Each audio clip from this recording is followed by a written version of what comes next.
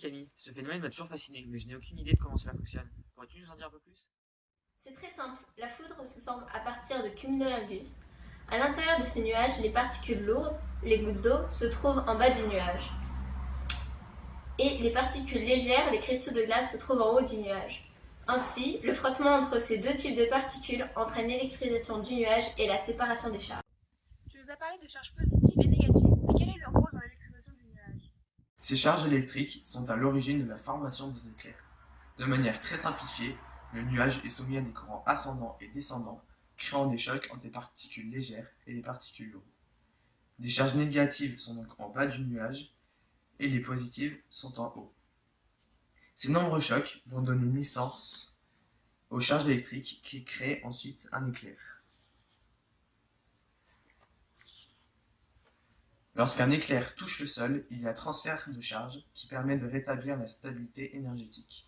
Le nombre de chocs entre les charges dans le nuage étant moins important, cette stabilité sera plus durable. Mais comment ces éclairs peuvent-ils atteindre le sol et comment pouvons-nous nous en protéger? Il y a plusieurs étapes. Tout d'abord, l'accumulation des charges dans le nuage. Puis, le champ électrique finit par devenir supérieur à celui admis par l'air, qui est de l'ordre de 100 volts par mètre. La différence de potentiel entre le bas du nuage, chargé négativement, et le sol, lui, chargé positivement, inverse le champ électrique qui atteint des valeurs de l'ordre de moins 15, moins 20 kV par mètre. Ensuite se produit une ionisation de l'air, qui consiste en la transformation d'atomes ou de molécules en particules électriquement chargées. Après cela, des traceurs se forment et se dirigent vers la zone de charge de façon opposée à la sienne. Dans le même temps, l'ionisation progresse. Lorsque la distance entre la zone de charge opposée et ce traceur est faible, un second traceur se forme et va à la rencontre du premier. L'impact entre ces deux traceurs forme l'éclair. Il est donc possible de s'en protéger grâce à une invention de Benjamin Franklin, datant de 1752. En effet, inventé par Benjamin Franklin en 1752, le paratonnerre est composé d'une tige placée en hauteur, puis connectée à la terre par plusieurs câbles, appelés conducteurs de descente, capables de conduire cette électricité directement dans les sous-sols terrestres. Un tel système est plus efficace s'il est constitué de plusieurs pointes, couvrant toute la toiture et les arrêts du bâtiment à préserver. Les pointes sont ainsi reliées entre elles par des filins conducteurs interconnectés, reliés à la terre et formant une cage appelée cage de Faraday. Une pointe unique a une utilité réduite, car rien ne garantit que l'éclair tombera à cet endroit. Il existe de nombreux témoignages confirmant que la foudre peut tomber juste en dessous ou à côté d'un paratonnerre, dégradant ainsi le bâtiment supposé être protégé. Merci pour ces explications très complètes. Néanmoins, serait-il possible de reproduire la foudre de manière artificielle?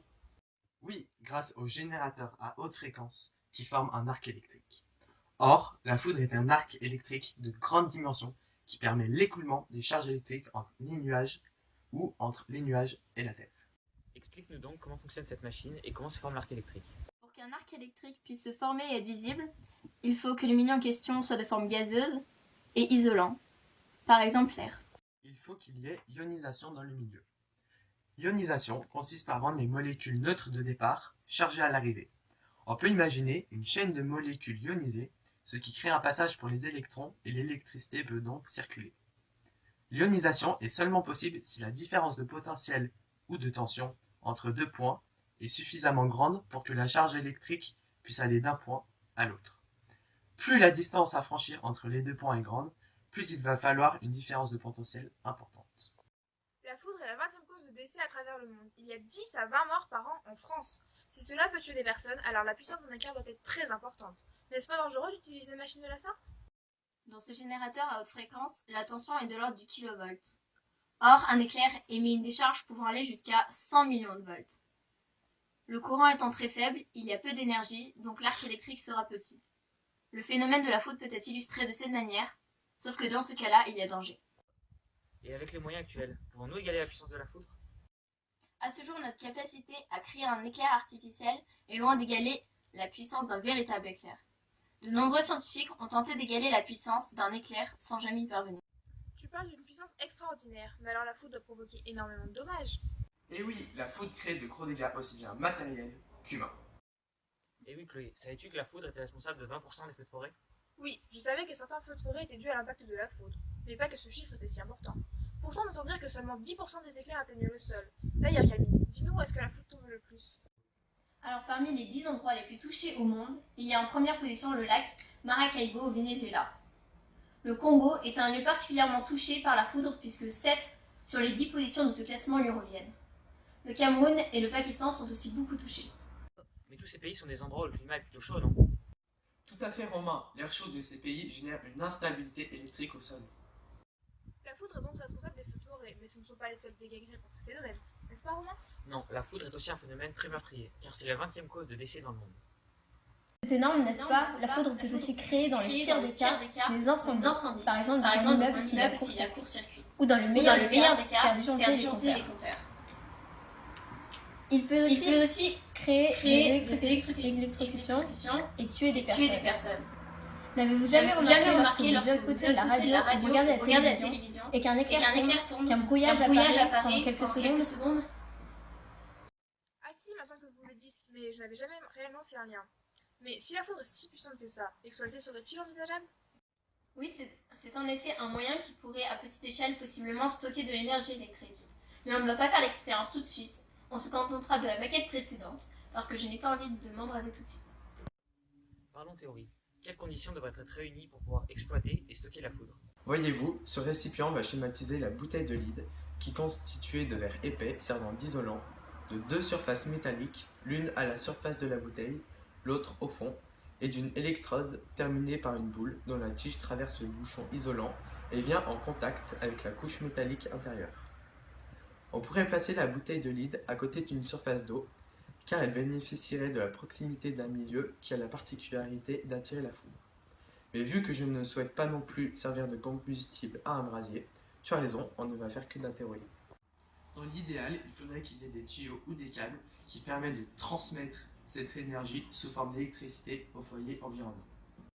En quelques mots, pouvez-vous nous expliquer les dangers de la bouteille de lead? Le danger de cet instrument est qu'il peut accumuler une grande charge électrique.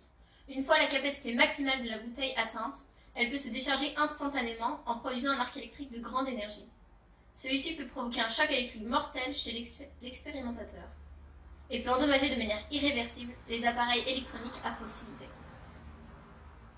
Donc, si l'on pouvait reproduire cet appareil à plus grande échelle, cela permettrait de fournir de l'électricité sans dégrader l'environnement.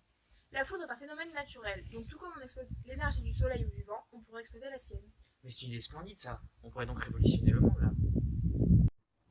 On révolutionnerait le monde, oui, mais il faudrait encore que ce soit possible. Alors l'idée d'exploiter la foudre serait-elle de l'ordre de l'irréalisable? Il faudrait réunir un grand nombre de conditions pour rendre cette énergie exploitable.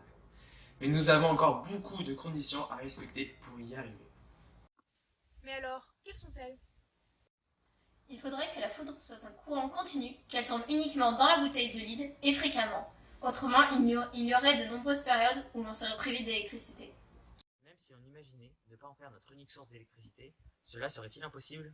Tout à l'heure, nous avons dit que la puissance d'un éclair était très importante. Donc, on peut penser qu'un seul éclair pourrait fournir une énorme quantité d'énergie. Ainsi, si la fréquence est moins régulière, cela serait moins important. Contrairement à ce que l'on peut penser, bien que l'éclair soit une grande puissance, il ne suffirait pas à alimenter autant de foyers que l'on le croit. N'avait-on pas dit que l'homme ne marcherait jamais sur la Lune? Alors pourquoi ne pas espérer une future exploitation de la foudre qui pourrait être L'énergie de demain! Inverse, le champ électrique qui atteint des valeurs de l'ordre. L'impact entre ces deux traceurs forme les... Allez.